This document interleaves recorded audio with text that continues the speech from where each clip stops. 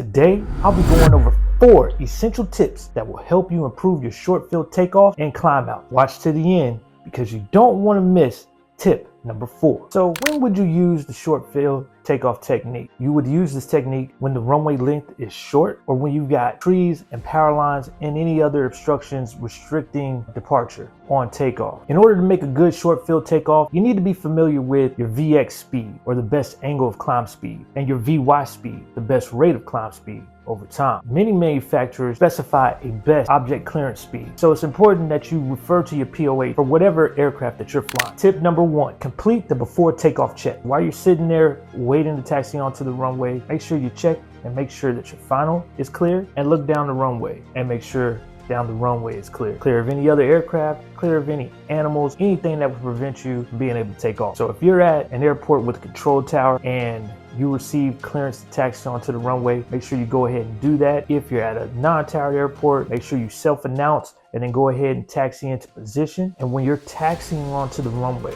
you're gonna taxi in a way and position yourself on the way to maximize the entire use of the runway. So you're going to position yourself at the very beginning of the runway so that you can have maximum utilization of the runway. Tip number 2, make sure you got the appropriate amount of flaps selected for this takeoff if your aircraft is equipped with flaps. Depending on what type of aircraft that you're flying, the flap settings vary. It can vary from no flaps to half flaps.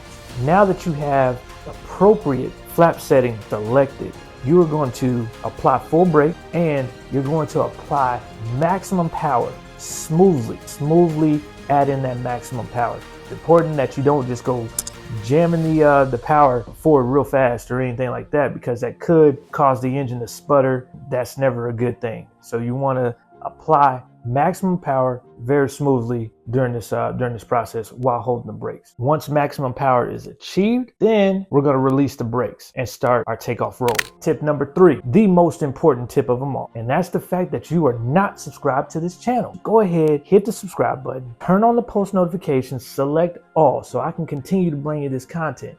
The majority of the people that are watching my videos right now are not subscribed to the channel.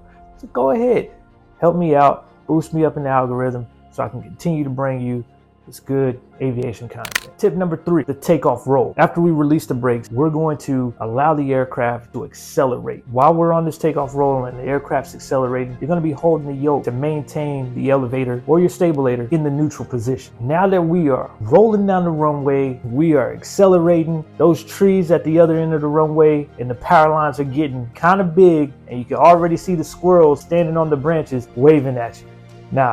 But for real, now we're going to start applying some back pressure smoothly. We got to be smooth. Flying airplanes, it's all about being smooth. So we're going to start applying that back pressure smoothly to begin our liftoff at the recommended speed for whatever aircraft that you're flying. It's important to note that once you lift off, you no longer have that resistance being provided by the runway, a little bit of drag being provided by the runway. So the aircraft is going to accelerate once the gear are off the ground. Keep that in your mind. When you lift off, when you got wheels up, the aircraft is going to accelerate, and you're going to have to start applying additional back pressure to achieve your VX speed. Keep in mind here that you don't want to raise the nose prior to the liftoff speed. By doing that, you will inadvertently create drag, and this drag that you're creating is going to make for a longer takeoff roll. And if you got a longer takeoff roll on a short field, then there's a possibility of what? That's right, you guessed it, hitting the obstacle